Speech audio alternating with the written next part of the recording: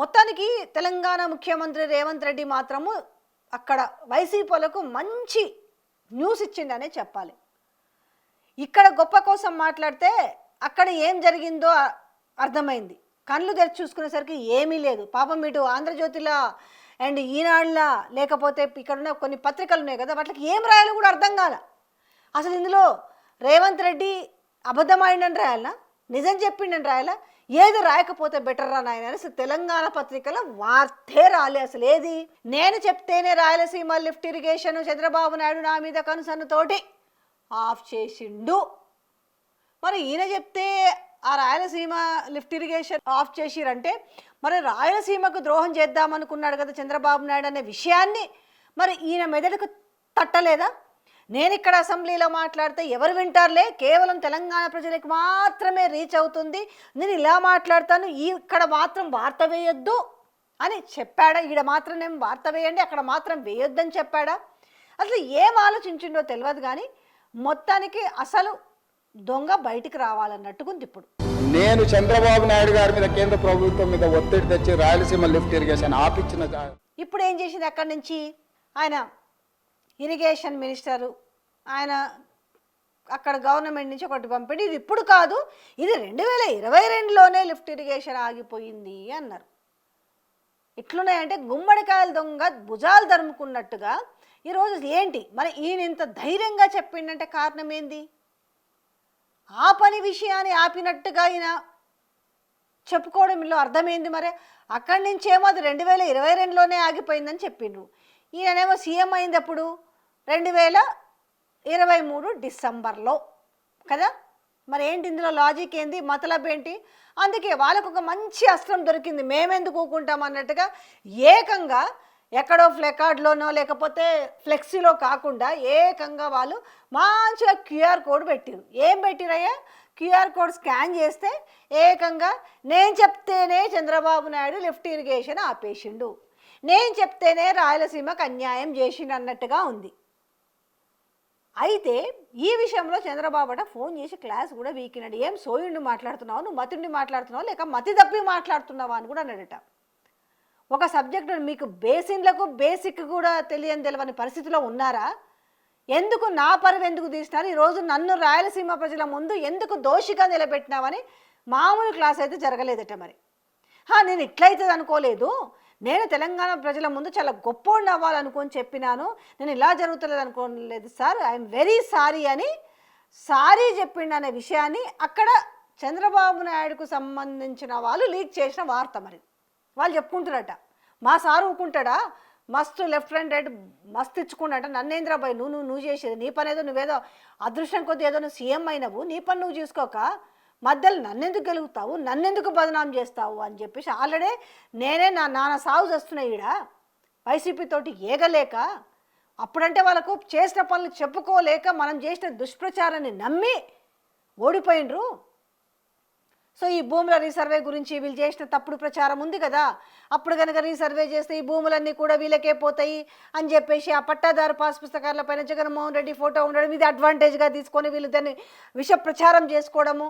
ఒక విధంగా చెప్పాలంటే ఎలక్షన్స్ అప్పుడు ప్యూర్లీగా ఫెయిల్ అయింది వైఎస్ జగన్మోహన్ రెడ్డి ప్రభుత్వం. ఎందుకంటే చేసిన పనులు కూడా చెప్పుకోవడం చేతగా లేక కేవలం ఈయన సంక్షేమ పథకాలకు మాత్రమే డబ్బులు ఇచ్చిరనే విషయం తప్పితే ఆయన కట్టిన పోర్ట్లు కానీ ఆయన ఎయిర్పోర్ట్లు కానీ లేకపోతే మెడికల్ కాలేజీల విషయం కానీ ఇవేవి కూడా పెద్దగా ప్రచారం చేయలేకపోయారు. అయితే ఇప్పుడు అవి ప్రచారంలోకి వస్తున్న నేపథ్యం కనిపిస్తుంది. ఈలోగా అర్థమవుతుంది 11 సీట్లకే పరిమితమైన 11 సీట్లకే పరిమితమైనని మనం ఎంత ఎద్దవా చేసినప్పటికీ కూడా ఇవాళ జగన్మోహన్ రెడ్డి అంటే తడుపుకునే పరిస్థితికి వచ్చిన నేపథ్యం కనిపిస్తుంది అనేసి ఇటు ఏవి ప్రజలే మాట్లాడుకుంటున్నారు. ఇక మధ్యలో నాకు ఈలొల్లేంది, ఈ పెంట ఎందుకు తెచ్చిపెట్టినా కనీసం మాట్లాడే ముందు నాకు ఒక మాట చెప్పాలి కదా అనేసి ఒక తలంటుడు కార్యక్రమం అయిందంట. దీన్ని డ్యామేజ్ కంట్రోల్ చేసుకోవడానికి ఇవాళ నానా కష్టాలు పడుతున్నాడు చంద్రబాబు నాయుడు. ఇక్కడ ఈయనను ఎట్లా కాపాడాలో తెలియక ఏం చేసారు, సరే నేను టంగ్ స్లిప్ అయి మాట్లాడినా కాబట్టి కనీసం నేను పేపర్లనన్నా మేనేజ్ చేస్తా అని చెప్పేసి ఇక్కడ తెలంగాణలో దానికి సంబంధించిన వార్తే రాపించుకోవాలి. రాలే, ఇంకేముంటుంది, ఫోన్లు అందరికీ చేసేసి నేను టంగ్ స్లిప్ అయినా మీరు ఈ వార్తను అసలు రాయకండి, వెలుగులో చూసినా ఉండదు, ఆంధ్రజ్యోతిలో చూసినా ఉండదు, ఈ నెలలో చూసినా ఉండదు. నేనే చంద్రబాబు నాయుడుకి చెప్పి ఆపించిన అనే విషయం ఒక్క ముక్క కూడా రాయలే. రాసింది ఎవరయ్యా అంటే ఇక ఈ నమస్తే తెలంగాణ మాలాంటి వాళ్ళు తీసుకొచ్చి ఇగో ఇదిరా నాయన మొత్తానికి పేపర్లతోటి ఆయన మనకు రాయకపోతే ఎవరికి తెలియదు అనుకున్నాడు. కానీ ఆల్రెడీ రికార్డెడ్ కదా, తెలియకుండా ఎట్లుంటుంది? అన్ని విషయాలలో మనము తొడలు కొట్టి తొండలు మండలు ఇరుగుతాయి పలుగుతాయి చంపుతాను ఊడుస్తాను అన్నంత ఈజీగా ఉంటుంది కదా, ఆ మాటలు కొట్టి పారేసినంత ఈజీ కూడా కాదు కదా. సో ఇప్పుడు ఒక ఆయుధంగా మలుచుకొని వాళ్ళు ఏం చేసిర్రు, మంచిగా క్యూఆర్ కోడ్ పెట్టి అదేందని ఇంత కదా స్కాన్ చేస్తే నేనే ఆపిచ్చిన రాయలసీమ కరువు కాటకాలకు నేనే నెట్టిన అన్నట్టుగా, నేను ముఖ్యమంత్రి అయినాక నేను చేసిన పని అదే, నేనే చేపించిన. ఇది అంటే దీన్ని బట్టి అర్థమైంది కదా, తెలంగాణ ముఖ్యమంత్రి రేవంత్ రెడ్డి బయట అసెంబ్లీలోనే మరి అబద్ధాలు ఆడితే మరి బయట ఆయన చెప్పిన మాటలన్నీ కూడా అబద్ధాలు అనేది ఇప్పుడు 2 రాష్ట్రాల ప్రజలకు అర్థమైంది కదా.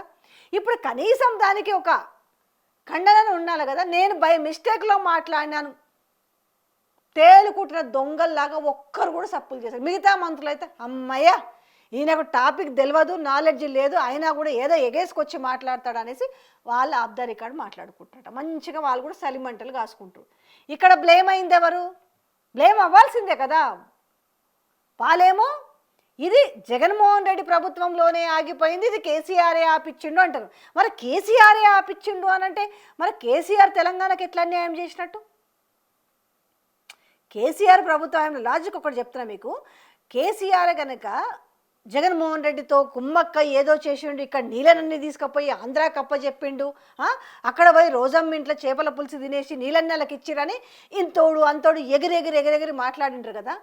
మరే ఆయనకు దోస్తయ్యి ఇక్కడ అన్యాయం చేసి అక్కడ మేలు చేయాలంటే మరి వాళ్ళు చెప్పిన వాళ్ళే కదా రిజైండర్ ఇచ్చారు కదా. కాదు ఇది కేసీఆర్ హయాంలోనే రాయలసీమ లిఫ్ట్ ఇరిగేషన్ ఆగిపోయింది, ఆపిచ్చిండు అని వాళ్ళు మాట్లాడుతున్నారు కదా చంద్రబాబు నాయుడు వాళ్ళు.